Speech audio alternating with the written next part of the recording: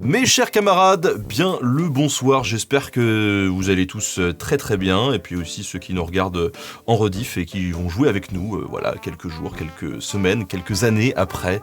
Bienvenue à vous pour ce quiz histoire, le 3e de la série, et ce soir on se retrouve avec des invités d'exception, puisque c'est toute la team Nota Bene qui s'est réunie pour participer à ce quiz, et figurez-vous que voilà, c'est une surprise pour eux, je l'annonce ce soir, mais le perdant sera définitivement éliminé de l'équipe. Donc voilà, c'est vraiment. Faut pas que ça soit moi. Il y a des enjeux ce soir. Quel enfer. Quel enfer, c'est clair. T'imagines le team building. Donc ce soir avec nous, on accueille, s'il vous plaît, je vous demande d'accueillir bien fort, de clapper dans vos mains pour Bastien. Bonsoir Bastien. Bonsoir. Ouais. Bonsoir. Donc vous voyez, il y a une petite fenêtre Discord qui s'affiche sur le côté, vous allez pouvoir voir qui parle. Donc Bastien qui est en charge de... Iconographie sur YouTube, sur les futures vidéos YouTube qui vont sortir, qui sont déjà sorties. Ça se passe bien globalement. Non, là je suis en pleine dépression. Non, je rigole. Ok. Suivant Non, donc. tout va bien. Alors. Non, tout va bien. Nous avons aussi ce soir avec nous, je sais pas s'il est nécessaire de la présenter, mais je la présente quand même parce qu'elle est quand même régulièrement là pour les lives Lego. Kali. Bonsoir tout le monde. Kali, qui se charge de plein de trucs. Vas-y, j'attends que tu dises de quoi je m'occupe. Mais non, mais tu fais plein de choses. Tu fais à la fois des vignettes, tu gères les équipes, les plannings, tu gères plein de trucs. T'es un peu comme moi, en fait. Voilà. On a ensuite Julie, qui est avec nous, alias Josie. Julie, qui est une experte en négociation, voilà, et qui m'aide dans la planification des rendez-vous. C'est ça, dans la production. On accueille également Karl, qui est avec nous. Salut Karl. Bonsoir. Karl, qui fait aussi plein de choses et qui prépare notamment les live Twitch autour des historiens, des archéologues qu'on reçoit. Voilà, c'est lui qui prépare les lives. Tu fais aussi de l'iconographie. Tu fais pas mal de choses aussi. Hein. Oui, un peu de modération quand c'est nécessaire, un petit peu de réécriture. On a aussi Hélène, voilà, qui est parmi nous. Bonsoir Hélène. Coucou. Hélène qui est en charge de alors Instagram et TikTok. Si ça cartonne, c'est grâce à elle. Voilà. Le camarade Piv alias Louis ou plutôt Louis alias Piv qui nous a rejoint. Il y a pas très longtemps. Encore bienvenue dans l'équipe, camarade. Voilà, officiellement devant. Oui. Et bien le bonsoir. Louis qui s'occupe principalement de la modération, qui est un job pas tous les jours facile. C'est ça fait aussi rire, donc il n'y a pas de souci. En attendant, je vous demande un beau clap pour Tom qui quand même nous suit depuis 2015. C'est bien ça, et bien bonsoir à tous. Oui. Oui. Tom qui nous suit depuis 2015, qui est le cadreur de l'émission sur tous les reportages Nota Bene qu'on peut faire. En fait, dès que je sors en dehors de chez moi, j'appelle Tom et je lui dis eh bien, on va faire des plans. Et enfin, un gros clap aussi pour Valentin qui nous a rejoint aussi au cours de l'année 2021 et qui est monteur sur la chaîne Nota Bonus. Bonsoir. Donc ce soir, on a un questionnaire d'histoire. Une 30aine de questions. Alors c'est tout niveau. Hein. Il va y avoir des questions compliquées, des questions pas compliquées. Ça va être un QCM. Il y aura 4 réponses possibles à chaque fois. Il y en a qu'une seule qui est bonne. Et bien sûr, vous avez un temps limité, 30 secondes, pour répondre à chaque question. Bien évidemment, plus vous répondez vite à une question et plus vous avez de points. Attention, si vous répondez mal à une question, vous perdez des points. Toute l'équipe avec nous va jouer en direct ce soir avec vous. Valentin, enfin oui, un truc trop... sûr. T'as l'habitude des trucs à l'arrache sur Twitch. Tout à fait. On va se démerder. Je suis désolé. On y va. Start game. Qu'est-ce qu'un bourrelier ? Est-ce que c'est celui qui travaille la bourre et le cuir ? Est-ce que c'est celui ou celle qui s'occupe des avinés une fois la taverne fermée ? Est-ce que c'est l'ancêtre du bar de nuit ? Ou celui ou celle qui remplit les oreillers et les couettes? Un bourrelier. Alors ne le dites pas à l'oral tout de suite. Ouais. Allez, c'est bientôt fini.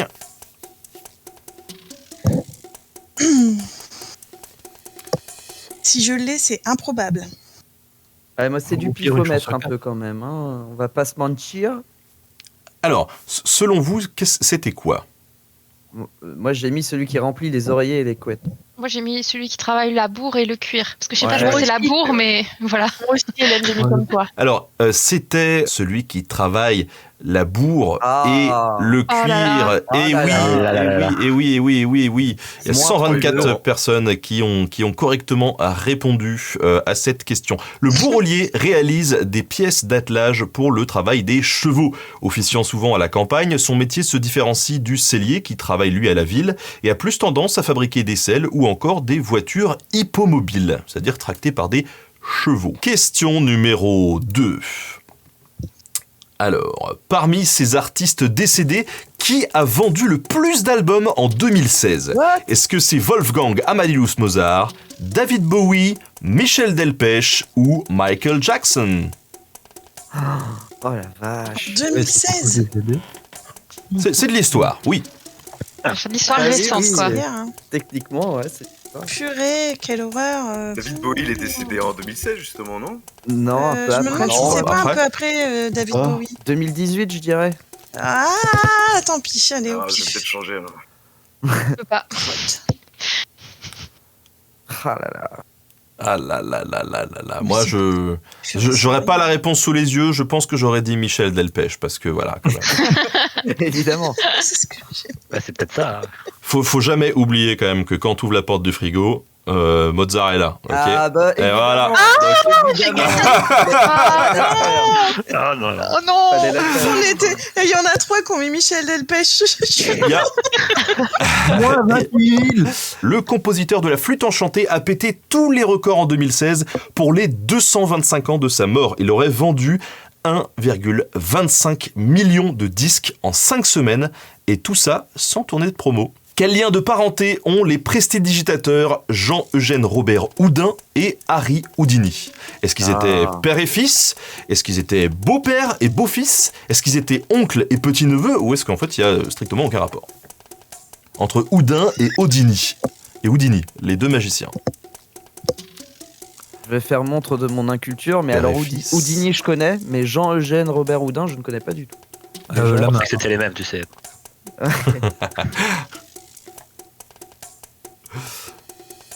Vous inquiétez pas, il y a des questions qui sont plus faciles.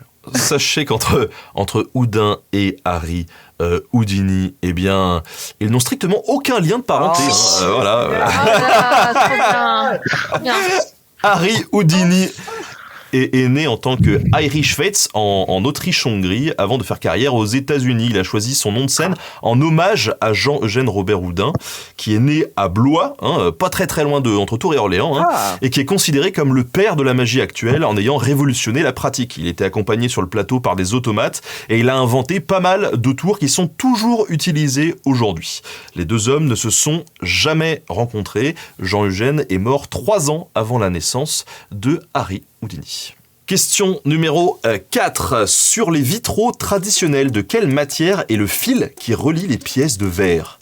Est-ce que c'est de la fonte, de l'étain, Oh, allez, du Julie. plomb Si ou j'ai du foi à cuivre ? ça, ma carrière est niquée. attends, Alors, attends. Il faut savoir, voilà, il faut savoir que Julie, du coup, en dehors de l'activité sur Nota Bene, tu es guide aussi. Oui, je suis guide conférencière et je fais visiter une célèbre cathédrale. Et du coup, là, si je me foire, mes aïeux, je suis Alors, pas prête de choper de la visite. Ouais, on n'est pas tous à pied Un d'égalité. poste, mais deux qui seront en péril. Bah, du coup, je te fous la méga pression là. Je te dis, c'est en quoi alors ? Ah, puis c'est moi qui dois donner la réponse en plus. Ah bah oui, je te fous la pression. Mais Dis que c'est en cuivre, par pitié, dis que c'est en cuivre. Oui, s'il te plaît aussi. Moi, j'ai mis en plomb. Ah là là. Oh là là, bah, Ah, j'ai J'ai pas ça. hésité. si, c'est en plomb. Ah, Attention, encore. ce Un coup de petit pression. moment de stress. Ok. Punaise. Question numéro 5. Quelle mauvaise habitude de Louis de Bourbon-Soissons lui a coûté la vie ? Alors, boire de l'or liquide pour conserver sa force, Ah. mettre son masque sous son nez, ça c'est dangereux, se gratter l'entrejambe avec sa baïonnette, ou relever la visière de son casque avec son pistolet. Ah purée, tu en as parlé dans un épisode. Sans doute. Mais je ne sais plus du tout. C'est peut-être. Mort insolite des morts débiles, ouais, voilà. Ouais, c'est ça. C'était les la morts dernière. insolites Ah, numéro putain. qui est sorti peut-être en 2015, 2016, je sais plus. Alors, est-ce que vous avez une idée ? J'ai mis de boire de l'or liquide parce que ça me dit vaguement un truc, mais ça a peut-être rien à voir. Moi, j'hésitais entre la baïonnette entre les vrai que jambes celle-là et était puis sympa, le ouais. casque, le casque avec le pistolet. J'ai mis celle-ci, le casque avec le pistolet, finalement. J'ai choisi pareil aussi. Ouais. Ouais, Ça te parle pareil. aussi, ça. Ouais. Eh bien, c'était relever la visière de son casque avec son pistolet. Voilà. Le truc, c'est Il remporte une victoire et à la fin de la bataille, il lève sa visière comme ça et il se tire une balle dans la tête. C'est quand même, c'est quand même ballot, hein. C'est quand même ballot. Louis de Bourbon, comte de Soissons et seigneur de Condé, est aussi prince de sang et petit cousin de Louis XIII. Cette jolie généalogie ne l'a pas empêché de connaître une fin un peu bête. Lui qui avait la fâcheuse habitude de relever sa visière avec son casque, avec son pistolet, n'a pas pu empêcher le coup de feu de partir. Il meurt en pleine bataille de Sedan en 1641 et son roi aurait même eu pour projet d'intenter à sa dépouille un procès pour lèse-majesté. Quelle drogue a fait l'objet de 3 publications de Freud ? Est-ce que c'est les champignons hallucinogènes, le cannabis, la morphine ou la cocaïne ? Tant pis si je perds tous mes points. Putain, j'hésite encore et forcément ce sera l'autre. Terrible. Putain, moi je crois que je vais pas répondre. Ouais, j'hésite aussi. Moi, j'y suis allée comme une bourrine, là, pour le coup. Vous êtes hein. plutôt Snoop Dogg, Leonardo DiCaprio ? Vous êtes plutôt... Snoop Doggy Dog. Qu'on attend. Moi, je suis Léo, là, pour le coup. Après, il y a Technival aussi. Ouais. C'est Knivel. Ou Hôpital, c'est moins fun. Au début des années 1880, alors qu'il vient à peine de finir ses études de médecine, Freud et son copain Königstein explorent les effets de la cocaïne. Mais ouais. Trop bien. Il pense que la substance est antidépressive. Il publie alors 2 premiers ouvrages sur le sujet, Contribution à la connaissance de l'action de la cocaïne et à propos de l'action générale de la cocaïne. On ne sait pas trop s'il en a consommé lui-même, toujours est-il qu'il a essayé de soigner un autre ami accro à la morphine par des injections de cocaïne et que ça s'est pas hyper bien passé pour le pote en question. Voilà. Bah, je vois pas pourquoi, franchement. Question numéro 7, mythologie grecque.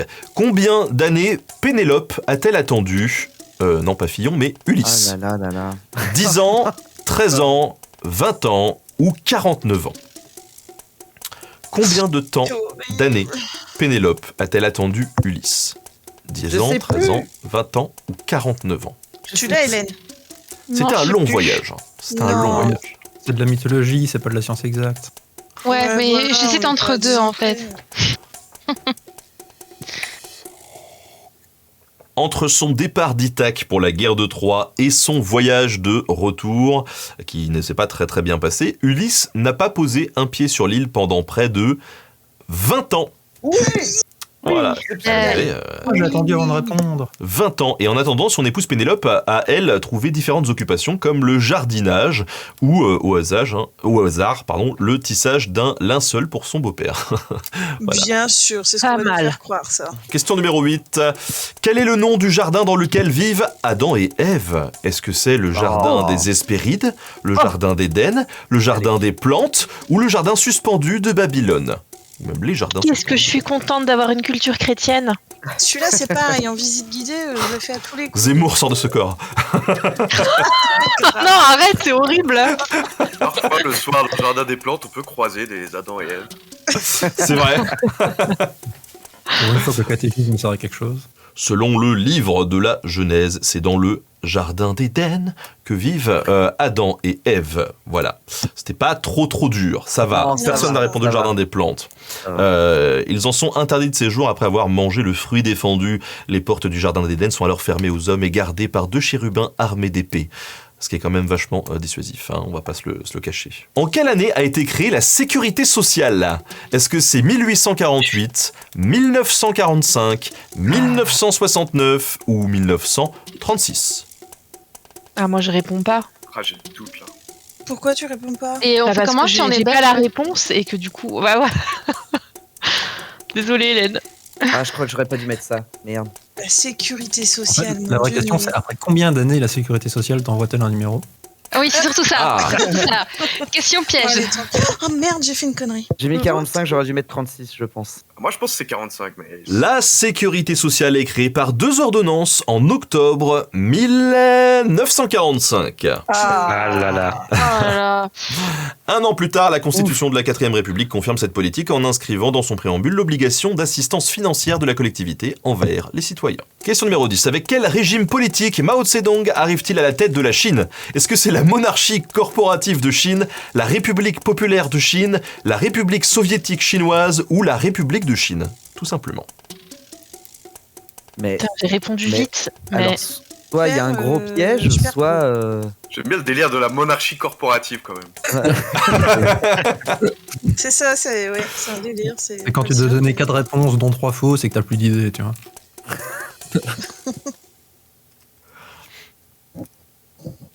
En 1949, le Parti communiste chinois achève sa conquête de la Chine continentale. Le 1er octobre de la même année, le chef du Parti communiste Mao Tse-Dong proclame la fondation de la République populaire de Chine. yes. Sur la place Tiananmen. Mao a déjà été président, il a déjà été un poil plus tôt avec la République soviétique chinoise, mais comme ça n'englobait pas tout le pays, ça compte quand même vachement moins. Qui est le fondateur de la dynastie des Carolingiens? Est-ce que c'est Caroline de Monaco, Charles IX, Clovis Ier ou Pépin le Bref? Et du coup, je vais faire la technique de Kali. Putain, j'ai un énorme doute. purée, Je crois que je c'est connais la horrible. réponse, mais je suis pas sûre. Moi j'ai mis. Non, je vous le dis pas. Bah non. Mais je pense que c'est bon. Mais Moi, je sais que je l'ai appris au collège. Mais... c'est un. Carolingien. Caroline Moi, de Monaco. je me suis trompée. En fait, Ça je va, suis en mais- train de lire le bouquin de Bruno Solo et je crois qu'il en parle dedans. Moi, je pensais que c'était Carole Bouquet, donc du coup. Vas-y, j'ai répondu. À la dernière seconde, genre si je gagne 536 points. Tu vois, c'est Et vraiment t'as pas mis grand-chose. quoi du coup? Bah en fait, le seul qui m'a parlé, c'est Pépin le Bref. Mais, Je pense que t'es bien. mais en fait, ça a juste tilté dans ma tête. Mais j'hésite avec Clovis. Parce que moi, dans mes souvenirs, tu vois, d'école, c'était c'est la dynastie des Carolingiens, mais il n'a pas le nom des Carolingiens en fait. Mais j'ai tellement dû l'apprendre par cœur, tu vois, en mode parce que c'était pas logique. Et Clovis, c'est les Mérovingiens. Oui. Et les deux autres, ils sont plus tardifs. Jacques Chirac disait manger des pommes, du coup, Pépin le Bref, voilà. Voilà, 536 points, c'est pas mal. Il dit vous êtes lourd. C'est Pépin le Bref, papa de Charlemagne, qui devient officiellement le premier roi des Francs après avoir été élu en 751. Avant ça, il lui a fallu obtenir le soutien de l'Église et de l'aristocratie et défaire Childéric III du trône. Mais tous ces efforts n'ont pas été vains, puisque les Carolingiens ont quand même régné pendant plus de 200 ans. Qu'est-ce qu'un condottière? Un chef des mercenaires, un conducteur de galère, un habitant de Condat ou un marchand de date? Merde. Condottière. Quoi, cette C'est question possible que c'est pas aucun. Non. Bon, bah, j'applique la technique Kali. Je pense que savoir via un jeu qui s'appelle Oui. Citadel. Ouais, carrément. Ah oui. Bien joué. Ah bien merci joué. de l'avoir dit. J'ai la réponse Pardon, maintenant. merde, ouais, j'aurais dû attendre. Bon, bah voilà, on voit que je suis pas une gameuse. Je continue la technique de Kali. Et c'est un chef des mercenaires. Yes. Voilà. On a Non, une mais majorité de gens qui a correctement répondu, quand même. C'est beau. C'est beau. C'est un chef de guerre italien qui offre ses soldats, son matériel militaire et son commandement au plus offrant. Les condottières obtiennent des terres, des titres et le plus souvent de l'argent contre leur service. Les compagnies de mercenaires se multiplient pendant la première moitié du XIVe siècle, faute de grands conflits pour les occuper. Ils signent alors des contrats auprès de communes ou de seigneurs, et ce système de location de troupes armées disparaît progressivement à la fin du même siècle. Question numéro 13. De quel côté de son cheval monte un chevalier? Est-ce que c'est au-dessus avec un système de poulies, par sa croupe, à l'arrière quoi, à sa droite ou à sa gauche? Oh non, mais c'est Ça, c'est une question pour Carl. Ça. Alors, j'ai fait du cheval pendant les vacances. Bah donc moi je j'ai sais. j'ai fait du cheval aussi pendant pas mal de temps. Mais est-ce Non, que Je vais est-ce éviter qu'un de dire chevalier des- ça monte pareil que quelqu'un qui monte à cheval? Pardon. Je pense Ah. aucune idée. À droite ou à gauche du cheval quand on est en face ou quand on... Ah mais non, mais du coup non. Oh, Ouais, chut. déjà, ouais. À bâbord ou au tribord? Oui, c'est ça. Et déjà, alors ceux qui font du cheval ici, vous ne portez pas d'armure qui pèse des tonnes. Oui, c'est non. ça. C'est J'ai ça. pas, j'ai complètement été excitée par l'idée que j'avais fait du cheval pendant l'été. J'étais là, oh mon dieu, je sais ça. Et en fait non. Bon, moi, c'est pour ça que je partais du principe qu'il y avait le système de poulies, quoi, parce que c'est trop lourd. Mais après, Bah peut-être oui. ils sont trop forts et que je sais pas. Mais C'est c'est pas sûr vrai, que c'est ça. pas Non, mais ça, possible. Mais c'est si, mais ils ont des armes. Ils avaient un petit tabouret, ils avaient un petit écuyer qui les aidait à monter, c'est tout. Ah ouais, Ils savent peut-être pas prendre aussi, les poulies avec partout. Mais c'est lourd quand même, hein, Parce que- l'armure. Il me Mais semble avoir poulie. entendu un truc comme Mais quoi t'as- si tu tombes de ton cheval, t'es mort, tu peux plus remonter dessus et enfin. Non, mais c'est faux, ça. Ah, c'est faux. Ah Bon, ouais bah voilà. Et bah voilà. Et bah voilà. Ouais, pour Mais moi, en ils fait- avaient juste un petit tabouret à la limite pour monter T'as- dessus. T'as jamais Ton vu cheval dans est les, mort, animal. dans les films les poulies qui sont à l'arrière des chevaux quand ils chargent là À sa défense, dans les vieux films, ils font monter les chevaliers sur leurs chevaux via des systèmes de poulies, justement. Ah bon? Ouais. Dans le vieux film Henri V, il y a au moins 60 ou 70 ans. Ouais. Je peux pas balancer, mais je me souviens même d'un épisode de C'est pas sorcier où Ouais. ils mettaient cette erreur-là. Donc c'est une erreur. C'est une alors. erreur. Ok. Ouais. Ah, C'est ce vous truc que allez- j'ai retenu. Bah merci, c'est Alors. pas sorcier. Ah, attendez, quelques Merci, Jeanne. précisions. Quelques Oui, alors, précisions. effectivement, on précise que pour les armures de tournoi, ça pouvait se faire. Mais- Oui. Ah, voilà. Les chevaliers utilisaient plutôt leur arme de la main droite, mais ils la portaient à gauche parce que c'était plus simple pour la dégainer. Alors pour éviter de Ah, blesser bah, le cheval, on monte de son côté gauche. L'arme n'a pas à devoir traverser le dos et la croupe du destrier, et c'est bien plus simple pour que le monsieur qui avait déjà une vingtaine de kilos d'armure sur le dos puisse la sortir facilement. L'habitude a été gardée pour les cavaliers, les motards ou encore quelques cyclistes.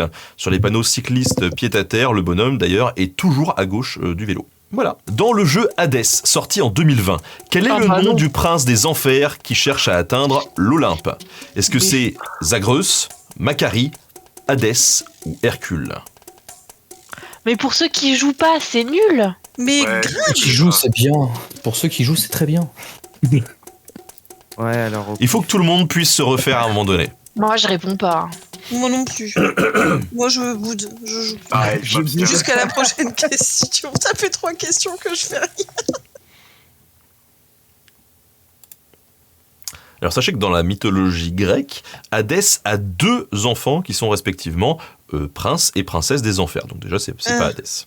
Donc il a Macari, la princesse, hein, et le prince Zagreus. Yes. Voilà. Ah. Oh. Le personnage principal du jeu est son fils, donc le dénommé Zagreus, qui fait le mur pour rejoindre ses oncles et tantes sur l'Olympe. Il doit donc se taper toutes les zones des enfers et ses âmes qui sont pas toutes très très gentilles. Voilà. Zagreus, ouais, ça se prononce peut-être Zagreus, ouais. Non mais vous me connaissez, hein. Moi la prononciation Zagreus. Zagreus. c'est un dieu des enfers rabelaisien. Voilà. Zagreus. Salut, c'est Zagreus.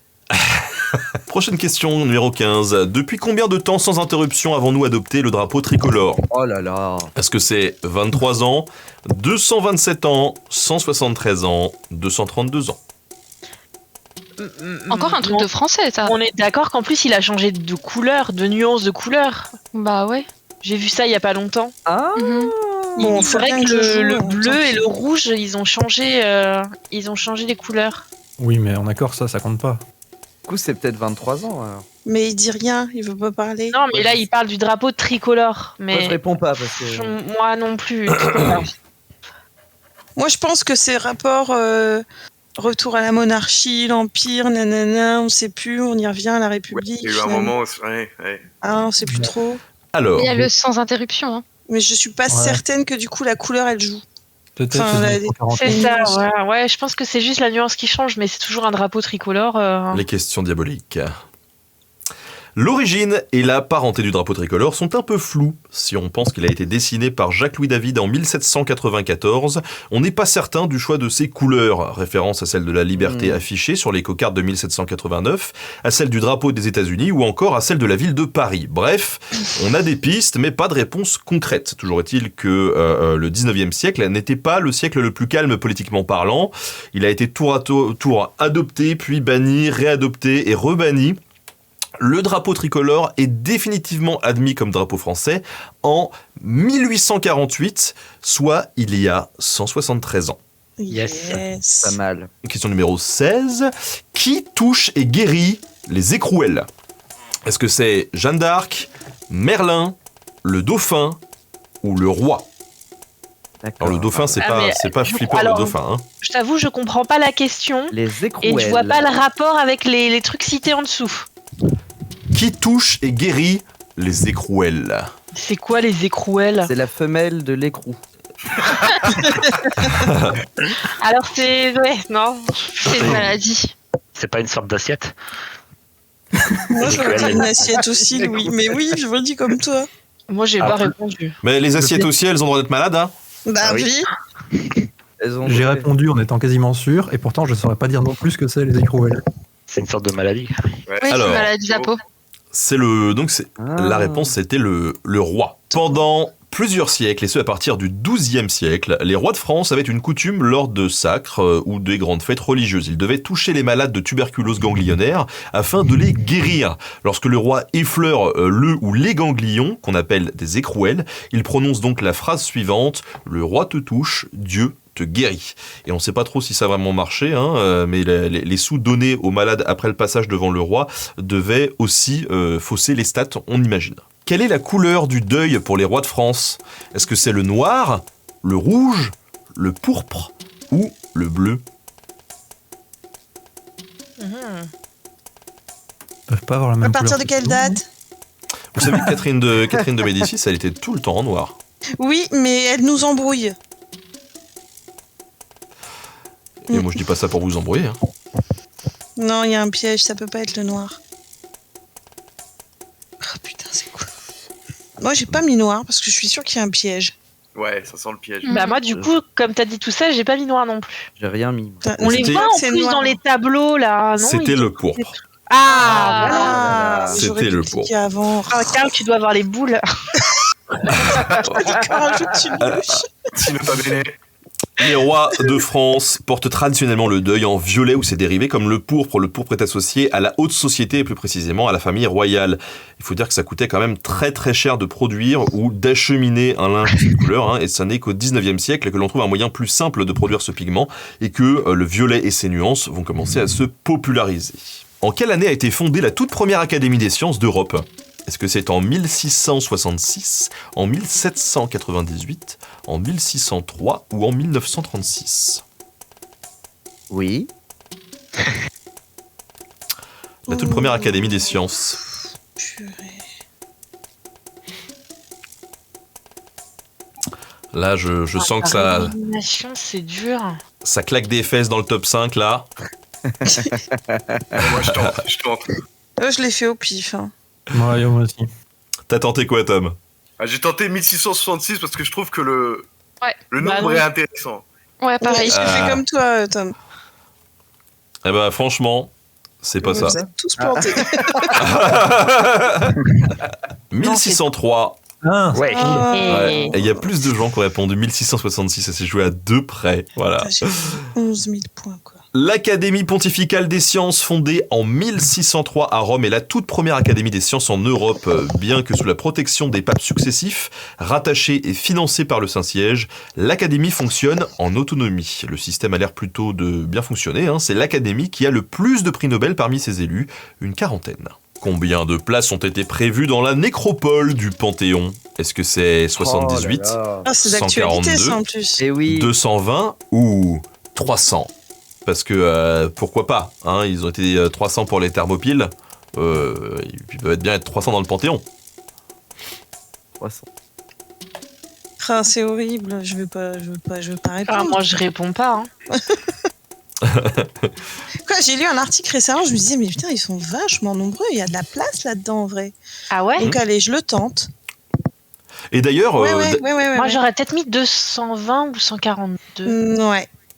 mais le Panthéon, d'ailleurs, je me pose une question, c'est quand il est plein, ils font quoi du coup ? Ils décident Ils qu'ils en vont font un virer ? autre. Ils creusent. Bah, ils ont suffisamment de place pour en avoir. Ils ont prévu suffisamment pour en avoir encore un peu. Mais il y en a Parce combien, que là, des là- gens déjà là- dedans? Ouais, elles sont pas toutes prises là, c'est ça? Non, elles sont pas toutes prises, je pense pas. Il y en a Non, combien? pas encore. Je saurais pas te dire. Mais ils sont déjà un paquet. Hein. Il y a papa qui dit, bah, ils virent les racistes. Moi, j'ai mis 220. Pareil. Eh ben écoutez, je suis... C'était Ah là 300. là là là là là là là. En plus, tu t'es moqué des gens qui allaient mettre 300, quoi. T'es vraiment fourbe, hein. Ouais, c'est clair. Oui. Non, mais il y a plein de Euh, places. Après le chat, il y en a 80 en ce moment. Construite à la demande de Louis XV durant la première moitié du XVIIIe siècle, le Panthéon est à l'origine une église qui devait conserver les reliques de Sainte Geneviève, la sainte patronne de Paris. L'église devient nécropole nationale en 1791. L'Assemblée constituante souhaitait un lieu pour les grands hommes de l'époque de la liberté française. Même si on a un peu changé l'architecture du monument, il n'a pas été nécessaire de créer une crypte. On a 4 galeries pour environ 300 caveaux qui avaient été prévus par le roi et qui désiraient probablement en faire un mausolée pour les Bourbons. Il y a actuellement 81 hôtes au Panthéon, en comptant la dernière entrée en date, à savoir Joséphine Baker, en novembre 2021. Ils ont mis de la terre à des endroits clés de sa vie, je crois. Il y a un truc comme ça. Si, c'est ça. Ils l'ont laissé là où elle est enterrée actuellement. Je crois que c'est dans le sud, si je dis pas de bêtises. Et t'as raison, ils ont pris des terres des différents endroits où elle aimait être. Et effectivement, il doit y avoir 4 ou 5 femmes parmi ces 81 personnes. Moins stylé, du coup. Mais... Comment nomme-t-on un château non fortifié en anglais ? Est-ce que c'est castle, château, château ou acrostole ? C'est question. Acrostole. Acrostole. Château. Castle. Ouais. Castle. Putain, on dirait les bois déjà, de gueule, là. Ah oui, d'accord, le L et le E sont inversés. Très bien.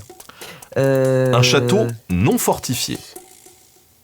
Si vous suivez une visite guidée anglophone d'un château d'Apparat, ne vous étonnez pas de reconnaître le terme français château dans le discours du guide. On distingue en effet les châteaux fortifiés avec comme objectif premier la castagne, soit le castle des châteaux résidentiels, et de prestige. La limite est parfois mince, puisque ces derniers peuvent avoir quelques éléments défensifs dans leur architecture, mais selon leur période, ça peut être juste une habitude architecturale. Voilà, donc quand c'est pas fortifié, c'est château. Numéro 21, parmi les joyaux de la couronne britannique, combien de pierres précieuses retrouve-t-on sur la couronne de Saint-Édouard ? Est-ce qu'il y en a 444, 126, 3 ou 10 057 ? Eh ben écoute, Alors, la couronne de Saint-Édouard, quand même. Mais oui, c'est vrai. Mais on peut pas répondre à ça, c'est pas possible. 3, 126, c'est pas le même 444. qui demande de nous arrêter, bien sûr. Ça n'a rien à voir. Non. Réalisé en 1661, tout en or, agrémenté de 4 croix pâtées, de 4 fleurs de lys et de 2 arcs, la couronne de Saint-Édouard est aujourd'hui réservée aux cérémonies de couronnement. Et elle est sertie de 444 pierres précieuses qui, avant 1911, étaient louées pour l'événement. Chaque pierre était donc enchâssée puis dessertie une fois la cérémonie finie. Aujourd'hui, il s'embête moins, tout reste en place et la couronne de plus de 2 kilos est gardée à la Tour de Londres avec les autres joyaux de la couronne. Comment appelle-t-on un ensemble de tapisseries ? Est-ce que c'est une draperie, une tenture, une planche ou une banne ? Oh là là. Purée, c'est horrible. Une banne, c'est ce qu'on donne sur le chat, ça, non ? Oui. Le banhammer, c'est un rouleau de Saint-Maclou, en fait. Ouais, mais les tapisseries de Bayeux, on les appelle les tapisseries de Bayeux, ça aide pas, quoi. Et pourtant, fun fact, ce n'est pas une tapisserie, mais une broderie. Je pense. Ah. Mais ils nous ont donc menti. Ouais. Et oui. Alors, la tapisserie, c'est un peu la BD de l'époque. La technique se développe au XIVe siècle et elle permet à la fois d'isoler les pièces par son épaisseur, par les fils de laine qui la composent, mais aussi de la décorer. Elle permet de raconter plein de choses, un épisode biblique ou mythologique, un fait historique ou encore des illustrations de scènes de vie des seigneurs. Cependant, une seule tapisserie n'est parfois pas suffisante pour accueillir tous les éléments de l'histoire racontée. La taille des métiers de tisse limite le format du produit final et lorsqu'on raconte une histoire en plusieurs morceaux de tapisserie, comme pour les cases de la BD, eh bien on désigne l'ensemble par le terme de tenture. Oh, trop bien. Question numéro 23. Lequel de ces châteaux n'est pas vraiment en bord de Loire ? Est-ce que c'est Blois, Chenonceau, Amboise ou Chaumont-sur-Loire ? Ah punaise. C'est pas possible, j'en ai visité Ah, je sais. quelques-uns. Alors là, il y a- je le fais, mais alors ça tombe, je vais perdre 19 000 mois, points, mais- quoi. Allez, les Tourangeaux, là. Ah, ça, on le sait, hein. Qu'est-ce que t'entends par pas vraiment? Ouais, c'est ça qui Ouais, me... Comment tu peux pas vraiment être en bord de Loire? Soit t'y es, soit t'y es pas. C'est-à-dire qu'il y a un petit bout du Bah, c'est- château qui est quand même en bord de Loire, quoi. Les châteaux de la Loire. Donc ça veut En dire en bois, gros, c'est pas bois. c'est pas la Loire, c'est l'Indre. Non. Non. Putain, j'ai perdu. Je comprends rien à ce que vous dites. Hein. Ça me Ah, moi ferait non beaucoup plus, trop hein. rire. Que ce Encore de soit la charmant sur Loire. discrimination. Désolé les Belges, c'est vrai que vous êtes Ouais, désavantagés. franchement, Hélène, ça te dit qu'on fasse un petit quiz belge pour la prochaine fois? ouais, moi je trouve que ça serait bien pour voir un peu c'est quoi votre culture générale belge en France. Combien de fois la je sais Belgique trop bien. a été envahie? Qui a inventé les frites? L'enfer. À partir Au de moins, quand ça sera existent marrant. les routes en Belgique? Ah oui, direct. Ah bah super. Direct, Comment a été direct. inventée la sécurité J'attaque. sociale en Belgique? J'attaque. Non mais franchement, quand tu passes la frontière entre France et Belgique, d'un seul coup, tu Ah, prends tu des le nids de poule sens, quand même. c'est clair. Ah, ouais, Oh, ouais. la vache. Voilà. Franchement, on s'habitue. Ouais, peut-être aussi. Ça fait un manège quoi, tu vois. Alors, effectivement, lequel de ces châteaux n'est pas vraiment au bord de Loire. Si on dit ça, c'est parce que donc on parle des châteaux de la Loire et que la plupart des châteaux sont au bord de la Loire, sauf Chenonceau. Chenonceau qui est au bord du Cher vache. et pas de la Oui. Loire. Et voilà. Le château de Chenonceau, qui a entre autres appartenu à Diane de Poitiers et Catherine de Médicis, enjambe le Cher, qui est un confluent de la Loire, mais pas le Et fleuve du en coup, lui-même. on peut dire en plus qu'il est pas au bord du Cher, mais sur le Cher. Il est carrément sur le Cher. Ah, ouais. il est sur le Cher. Il est sur le Cher. Ouais. Combien de cérémonies de mariage a vécu Anne de Bretagne? Est-ce que c'est 2, 3, 6 ou 24?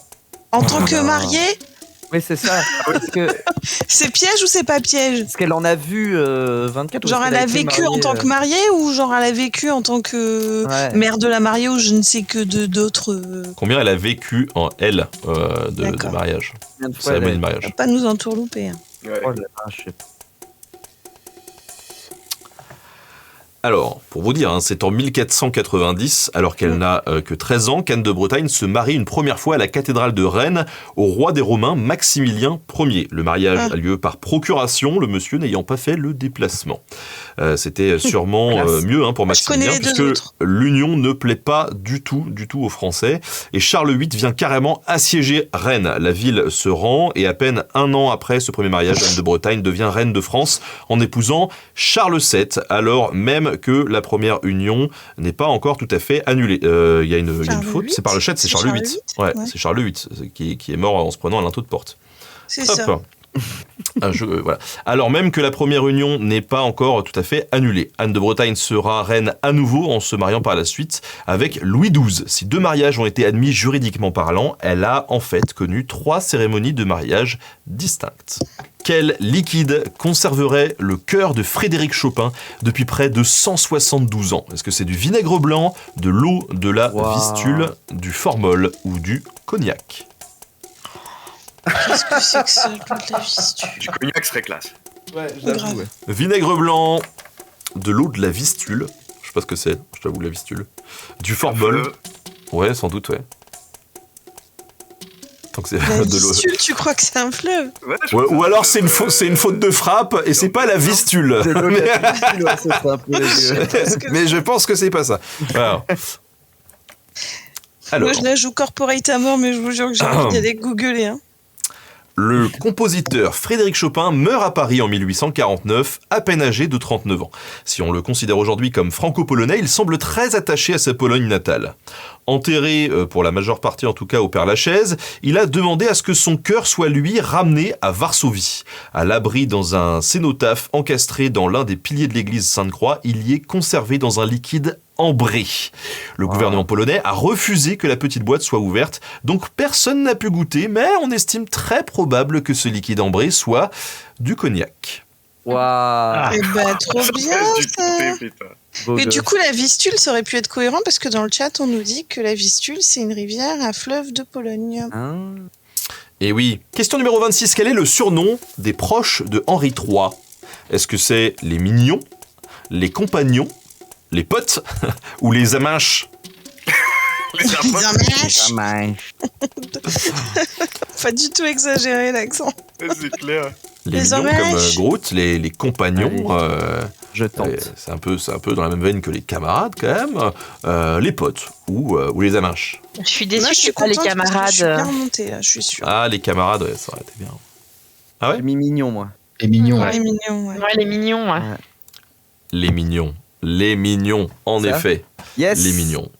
Yes. Dès le Merde. 15e siècle, les favoris d'un roi sont surnommés les mignons. Le mot prend une connotation pas vraiment sympa. Au 16e siècle, sous Henri III, ce roi raffiné qui aime porter des boucles d'oreilles ou encore se parer de fraises et de collerettes, favorise certains de ses amis de la petite noblesse. Il bouscule alors l'ordre établi et son goût pour la fête et les apparences est en décalage avec la cour plus préoccupée par les guerres de religions successives que par la recherche du beau, du joli.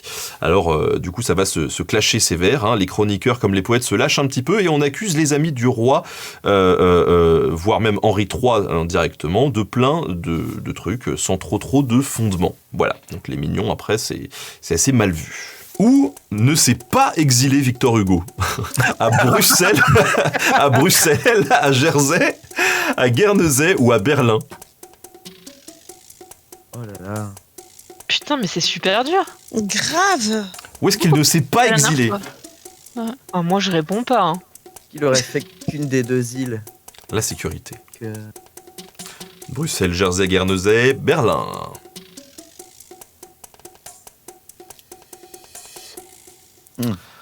Allez. En 1852, Victor Hugo ainsi qu'une soixantaine de députés est officiellement expulsé du territoire français. C'est le début de 19 années d'exil qui le mèneront principalement en Belgique et dans les îles anglo-normandes de Jersey et de Guernesey.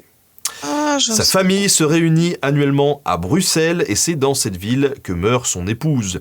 Le souhait de cette dernière d'être inhumée en Normandie n'a pas dû être sans difficulté pour Victor Hugo, car toujours banni de France, il ne peut accompagner son cercueil que jusqu'à la frontière franco-belge. Donc c'était Berlin. En 1832, il n'a pas été exilé à Acapulco aussi. Il n'a pas rencontré Hulk Hogan sur son navire. Pour ceux qui ont la ref. Question mythologie. Quel dieu de la mythologie romaine est assimilé au dieu grec Eros? Est-ce que c'est Bacchus, Oh là là. Uranus, Neptune ou Cupidon? Ça, je si, l'ai. alors. Si, avec le choix, ça va. Ah, enfin, je peux répondre. Est-ce que vous pensez que Eros Ramazzotti, c'était son vrai prénom à la base, ou est-ce qu'il l'a choisi Je sens que j'aurais dû m'abstenir. Qu'as-tu répondu? Bah, j'ai répondu Cupidon. Ouais, moi aussi, mais je crois que je me suis plantée. Ouais. Bah, c'est ça, non? Pour moi, c'est ça aussi, ouais. Elle était un peu donnée. Eros, dieu grec de l'amour et de la puissance créatrice, est associé au dieu romain Cupidon. Yes. Voilà. Moi, je me Faut avouer suis que dit- Uranus, avec Oui. le côté érotique, il y a quand même quelque chose qui est jouable. Ce dernier, Cupidon, fils de Vénus et Eros, fils de Vénus et de Mars, est souvent représenté avec un arc, un carquois, une fleur ou encore des ailes. Quiconque est touché par la flèche de Cupidon est censé tomber amoureux de la première personne qu'il voit. Quel apôtre ne croit que ce qu'il voit? Oh, Ah, facile. ça, je le sais. Philippe, Thomas, Matthieu ou Barthélemy? Ah, moi je suis Ah. comme Saint Barthélemy, hein, je crois que ce que je vois. Hein. Ah, moi je suis comme Saint Matthieu, hein, je crois que ce que je vois. Ah, moi je suis comme Saint Philippe, je crois que ce que je vois. Ah, moi je suis comme Saint Thomas, je crois que ce que je vois. C'est vrai qu'il y en a une qui sonne mieux que les autres. Philippe, Qu'est-ce que tu vois? Pas dû sécher, hein, Je sais ce que tu vois. Saint Thomas est le symbole un symbole de l'incrédulité religieuse. Selon l'évangile de Jean, quand il apprend la résurrection de Jésus, Thomas refuse d'y croire. Il demandera à voir les marques laissées par la crucifixion, et une fois cela fait, comme dans les tableaux hein, où il va carrément enfoncer son doigt dans les stigmates, eh bien, il n'est plus Thomas le sceptique. Allez, question numéro 30. Sur la statue de la liberté, quel est l'élément le plus grand? Alors, c'est pas la taille qui compte, Ah là là. c'est la statue, c'est le socle, ou c'est la dernière marche après avoir tout monté à pied. Attends. C'est quoi la question là? Putain. Quel est l'élément le plus grand? Bah, Le On plus Il y a grand. un piège. retirera Lucie pour ça. Ouais. Franchement, c'est chaud. Franchement, c'est chaud. bon, je Ah. réponds parce que c'est la dernière, mais voilà. Ah non, j'aurais pas. Dernière marche après avoir. Quel est l'élément le plus grand? Mais il manque la bonne réponse, non? C'est pas l'ego des Français de rappeler que c'est eux qui l'ont envoyé? Ah, c'est vrai. C'est vrai. Bim. C'est vrai, on aurait pu mettre ça. La statue culmine dans son ensemble à 93 mètres. La figure féminine fait 46,05 mètres de haut, tandis que son socle s'élève à 46,95 mètres de haut. Wow. C'était le socle. Mais oui, c'est ça que j'aurais dû répondre. 90 J'ai cm de répondu au différence. dernier moment. Comment ça s'est passé pour vous, les amis? Mal. Oui, en effet, oui. Ça s'est mal passé. Alors, Oui, 162e, mais bon, ça va. 172e, oh bah ça va, sur 400 et quelques participants, c'est pas mal. Bah, je suis dans la moitié supérieure. Cool. Ah bah ça s'est très bien passé en fait. Ouais. Je suis passé à 256e, voilà. J'ai 16 000 points. J'ai réussi à rester positif. J'ai fait la pire stratégie qui soit de vouloir cliquer le plus vite possible pour avoir le plus de points. Ouais, c'est Ah ça. là c'est- là. C'est quand j'ai commencé à arrêter de répondre que mon score est devenu pas trop dégueulasse. Donc, Mais ma pareil. technique fonctionne.